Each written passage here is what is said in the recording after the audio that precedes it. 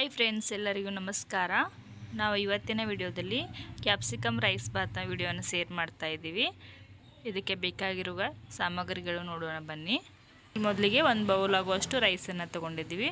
ನಂತರ ಒಂದು 8ರಿಂದ 10 ಕರಿಬೇವು ಸೊಪ್ಪನ್ನು ತೊಗೊಂಡಿದ್ದೀವಿ. ಒಂದು ಟೊಮೆಟೊ ಹಣ್ಣು, ಇದು ಸಾಂಬಾರು ಮಸಾಲೆ ತೊಗೊಂಡಿದ್ದೀವಿ. ಒಂದು 1/4 ಚಮಚದಷ್ಟು ಧನಿಯಾ ಪೌಡ್ರು ಮತ್ತು ಗರಂ ಮಸಾಲೆ ಯೂಸ್ ಮಾಡ್ತಾ ಇದ್ದೀವಿ. ಒಂದು ಈರುಳ್ಳಿ, ಕ್ಯಾಪ್ಸಿಕಮು ಉದ್ದಕ್ಕೆ ಕಟ್ ಮಾಡಿ ತೊಗೊಂಡಿದ್ದೀವಿ.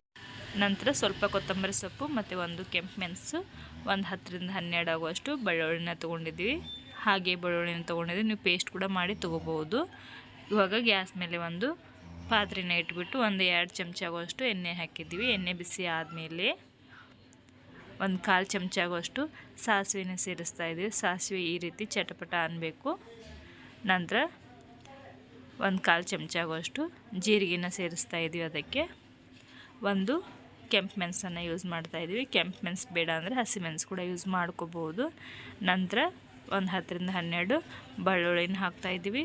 ಬೆಳ್ಳುಳ್ಳಿ ಸ್ವಲ್ಪ ಕಲರ್ ಕೆಂಪು ಬರೋವರೆಗೂ ಸ್ವಲ್ಪ ಲೈಟಾಗಿ ಫ್ರೈ ಮಾಡ್ಕೋಬೇಕಾಗತ್ತೆ ಎಣ್ಣೆಯಲ್ಲಿ. ನೋಡಿ, ಚೆನ್ನಾಗಿ ಎಣ್ಣೆಯಲ್ಲಿ ಫ್ರೈ ಆಗಿದೆ. ನಂತರ ಕರಿಬೇವು ಸೊಪ್ಪನ್ನು ಸೇರಿಸ್ತಾ ಇದ್ದೀವಿ. ಫ್ರೆಶ್ ಆಗಿರುವಂಥ ಕರಿಬೇವು ಸೊಪ್ಪನ್ನು ಯೂಸ್ ಮಾಡ್ತಾ ಇದ್ದೀವಿ. ಇಲ್ಲಿ ಒಂದು 8ರಿಂದ 10 ಎಸಳು ಆಗುವಷ್ಟು ಕರಿಬೇವು ಸೊಪ್ಪು ಸಹ ಎಣ್ಣೆಯಲ್ಲಿ ಚೆನ್ನಾಗಿ ಫ್ರೈ ಆದ ನಂತರ ಉದ್ದಕ್ಕೆ ಕಟ್ ಮಾಡಿ ತೊಗೊಂಡಿರುವಂಥ ಒಂದು ಈರುಳ್ಳಿನ ತೊಗೊಂಡಿದ್ದೀವಿ. ಈರುಳ್ಳಿ ಸ್ವಲ್ಪ ಹಸಿ ವಾಸನೆ ಹೋಗೋವರೆಗೂ, ಸ್ವಲ್ಪ ಕಲರ್ ಚೇಂಜ್ ಆಗೋವರೆಗೂ, ಕೆಂಪು ಕಲರ್ ಬರೋವರೆಗೂ ಈರುಳ್ಳಿನ ಚೆನ್ನಾಗಿ ಎಣ್ಣೆಯಲ್ಲಿ ಫ್ರೈ ಮಾಡ್ಕೋಬೇಕಾಗತ್ತೆ.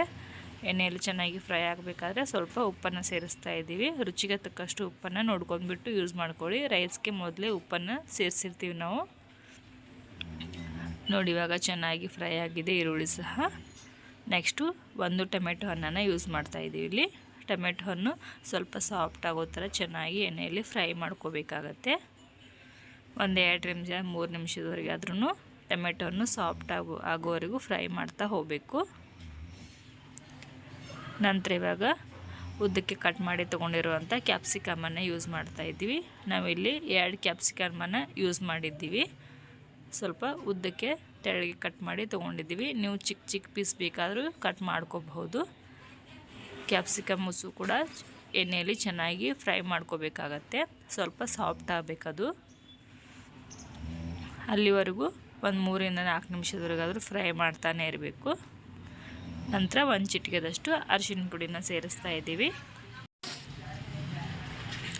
ಸ್ವಲ್ಪ ಚೆನ್ನಾಗಿ ಫ್ರೈ ಆದ ನಂತರ ಇವಾಗ ಸ್ಪೈಸಸ್ ಏನು ತೊಗೊಂಡಿದ್ದೀವಲ್ಲ, ಧನಿಯಾ ಪೌಡ್ರು, ಗರಂ ಮಸಾಲ ಮತ್ತು ರೈಸ್ ಮಸಾಲೆನ ಸೇರಿಸ್ತಾ ಇದ್ದೀವಿ. ಎಲ್ಲವನ್ನು ಒಂದು 1/4 ಚಮಚದಷ್ಟು ಯೂಸ್ ಮಾಡಿದ್ದೀವಿ ನಾವಿಲ್ಲಿ.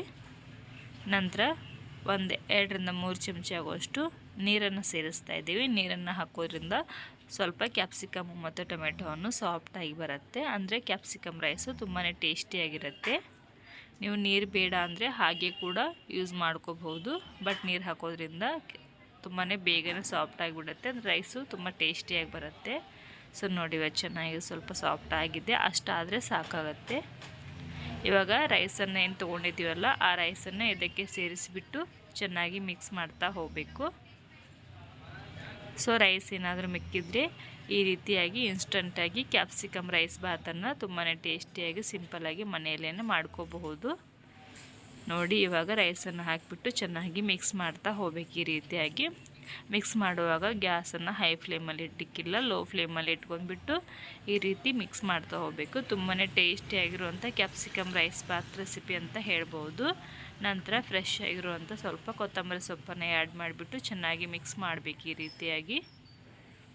ಸೊ ನೋಡಿದ್ರಲ್ಲ ಫ್ರೆಂಡ್ಸ್, ಇವಾಗ ಕ್ಯಾಪ್ಸಿಕಮ್ ರೈಸ್ ಬಾತನ್ನು ತುಂಬಾ ಟೇಸ್ಟಿಯಾಗಿ ಮತ್ತು ಸಿಂಪಲ್ಲಾಗಿಯೇ ಮನೆಯಲ್ಲಿ ಯಾವ ರೀತಿ ಮಾಡ್ಕೋಬೇಕಂತ ತೋರಿಸ್ಕೊಟ್ಟಿದ್ದೀವಿ. ಸೊ ಈ ರೆಸಿಪಿ ನಿಮಗೇನಾದರೂ ಇಷ್ಟ ಆಗಿದರೆ ನಮ್ಮ ಚಾನಲನ್ನು ಸಬ್ಸ್ಕ್ರೈಬ್ ಮಾಡ್ಕೊಳ್ಳಿ. ನಾವು ಮಾಡ್ತಾ ಇರೋ ರೆಸಿಪಿ ಎಲ್ಲ ನಿಮಗೆ ನೋಟಿಫಿಕೇಷನ್ ಬರುತ್ತೆ, ನೀವೇ ಮೊದಲಿಗೆ ನೋಡ್ಕೋಬಹುದು.